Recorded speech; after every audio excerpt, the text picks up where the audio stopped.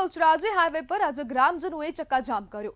સામેત્રા ગામ નજીક આંદોલન દરમિયાન 4 થી 5 ગામના લોકો રસ્તા પર ઉતરી આવ્યા। ગ્રામજનોનો આરોપ છે કે પેપર મિલના કારણે પ્રદૂષણ વધી રહ્યું છે।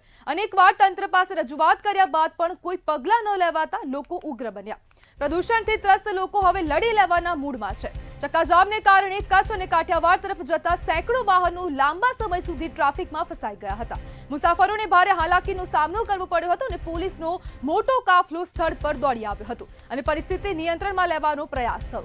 હાઈવે પર જોરદાર પોલીસ બંદોબસ્ત ગોઠવવામાં આવ્યો હતો અને ગ્રામજનોએ ચેતવણી આપી છે કે તંત્ર તાત્કાલિક પગલાં લે, નહીં તો આંદોલન વધુ ઉગ્ર બનાવવામાં આવશે। બીજી બાજુ તંત્ર તરફથી ચર્ચા દ્વારા ઉકેલ લાવવાની વાત છે। પ્રદૂષણથી પીડિત ગ્રામજનોનું આ રોષ ચક્કાજામ રૂપે ફાટી નીકળતા મહેસાણા બહુચરાજી હાઈવે પર તંગદિલીનું વાતાવરણ પણ સર્જાયું છે।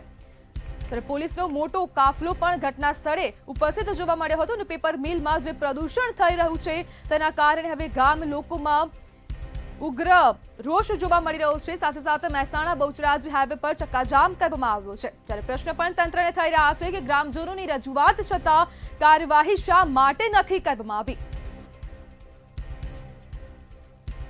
લોકો બીમાર થઈ રહ્યા છે તો તંત્ર કઈ જવાબદારી સ્વીકારશે તે લઈને પણ અનેક પ્રશ્ન હવે ઊભા થઈ રહ્યા છે। જો પ્રદૂષણના કારણે લોકોનું સ્વાસ્થ્ય બગડશે તો જવાબદાર કોણ હશે તેવો પણ એક પ્રશ્ન ઊભો થયો છે। ત્યારે આપણી સાથે ગ્રામજન ગીતાબેન ચૌધરી જોડાઈ ગયા છે। ગીતાબેન, કેટલા સમયથી આ પ્રદૂષણમાં વધારો થયો છે? 2 વર્ષથી આ ફેક્ટરી ચાલુ છે જી। હા, દરેકના સ્વાસ્થ્ય 5 ગામના 15,000 લોકોનું આરોગ્ય જોખમમાં છે આ 2 વર્ષથી। ગીતાબેન, લોકો વારંવાર રજૂઆત કરે છે છતાં પણ તંત્ર કામગીરી કેમ નથી કરતું? 2 વર્ષથી અમે ખૂબ રજૂઆત કરી, કલેક્ટર સાહેબ, જીપીસીબી બોર્ડ, સીએમ સાહેબની ઓફિસમાં પણ અમે ખૂબ મળવા ગયા હતા। 2 મહિના પહેલા અમે ખુદ મળવા ગઈ હતી હું, અમારા 10-15 જણા, અને પીએમઓ ઓફિસમાં પણ અમે અરજી આપી છે, અમે ઓનલાઈન અરજી આપી હતી, પણ 2 વર્ષથી અમને કોઈ જ ઉત્તર ના મળતો। અમે આજે રસ્તા રોકો આંદોલન કર્યું હતું અને એમાં આજે અમને સંતોષકારક જવાબ મળ્યો છે। ગીતાબેન, શું ગ્રામજનો પાસે રસ્તા પર ચક્કાજામ કર્યા સિવાય બીજો કોઈ વિકલ્પ નહોતો? ના, બીજો કોઈ જ વિકલ્પ નહોતો। રસ્તા રોકો આંદોલન સિવાય અમારી પાસે આ છેલ્લો જ વિકલ્પ હતો, બીજો કોઈ વિકલ્પ નહોતો। ગીતાબેન, શું રજૂઆત અત્યાર સુધીમાં કોઈ કરવામાં આવી છે? અત્યાર સુધી તો 2 વર્ષમાં તો અમે ઘણી બધી રજૂઆતો કરી હું, ક્યાંય બાકી નહોતું, છેલ્લું આ એક આંદોલન બાકી હતું। જી ગીતાબેન, શું મિલ માલિકો પર રાજકીય કોઈક તેમના પર હાથ છે? અમને એવું લાગતું હતું 2 વર્ષ પહેલો તો કોઈ રાજકીયનો હાથ હોય તો જ, પણ કદાચ હમણાં સંતોષકારક જવાબ મળ્યો, રાજકીય હાથ હોય કે ના હોય, પણ કોઈ એક્શન નહોતું લેતું, એટલે અમે તો એ જ વિચારતો હતો કે કોઈ રાજકીય દબાણ હશે। જી ગીતાબેન, કઈ કઈ કંપનીઓ છે જે પ્રદૂષણ ફેલાવી રહી છે? અમારા તો 7 ગામ વચ્ચે બસ આ એક જ ફેક્ટરી હ જી, બીજી કોઈ ફેક્ટરી નથી। એટલે અમારી તો એક જ માંગ હતી। ગીતાબેન, કંપનીનું નામ શું છે? રહેણાંક વિસ્તારમાં આવી ફેક્ટરીની મંજૂરી આપી કોને?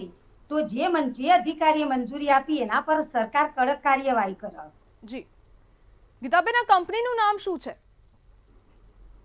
ટીસીપી, પેપર ક્રાફ્ટ મિલ કે એવું કંઈક છે, ટીસીપી કે। હા, જે ગંદો કચરો પૂંઠો કેમિકલ વેરીને રિસાયકલિંગ કરે, જેનો ધુમાડો જે દિશામાં પવન હોય એ 5 ગામમાં લોકો ઘરના દરવાજા બંધ કરીએ તો એ ઘરની અંદર પણ નતું રહેવાતું। જી ગીતાબેન, હવે આ કંપની પર કેવા પ્રકારની કાર્યવાહી થવી જોઈએ અને આપનું શું માનવું છે? શું કંપનીને તાળા વાગવા જોઈએ? હા, મારું તો એક જ માનો કે કંપનીને તાળો જ મારવો જોઈએ, પણ આજે ડીવાયએસપી સાહેબ, પ્રાંત સાહેબ, જીપીસીબી ના અધિકારી આયા અને એમને થોડોક સંતોષકારક જવાબ આપ્યો છે કે અમે હાલ તો ફેક્ટરી બંધ કરી, પણ માલિકને એમ કહ્યું કે તું કંઈક સુધારા વધારા કર અને પછી ચાલુ કરી જો મંજૂરી લઈને, પણ તો પણ જો મને દૂષિત હવાઈ તો બસ અમારા તાળો જ મરાવવાનો આ ફેક્ટરી। જી ગીતાબેન, હવે જો આ ચક્કાજામ પછી પણ તંત્ર કોઈ કાર્યવાહી નહીં કરે તો ગ્રામજનો પાસે આગળ શું વિકલ્પ હશે? આગળ બસ અમે હવે તો ચક્કાજામ જ છે, ચમકે અમે અરજીઓ આપવાનું અમારો કોઈ જ વિકલ્પ બચ્યો નહીં।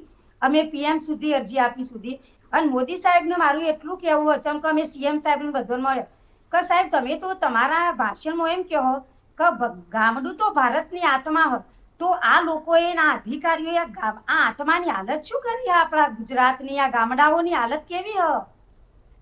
જી દરેક ગામડો, અમારા ગામની વાત નથી, અમારા ગામમાં 5 ગામમાં તો આ સજ, પણ બીજાએ ઘણા ગામો કે જેની રોજ ફરિયાદ કે આવી ફેક્ટરીઓની મંજૂરી મળી અને બધી ધૂમ ફેક્ટરીઓ ચાલે, દરેક બીજાએ ગામોમાં ચાલે. જી જી બિલકુલ ગીતાબેન, જણાવવા બદલ આપનો આભાર.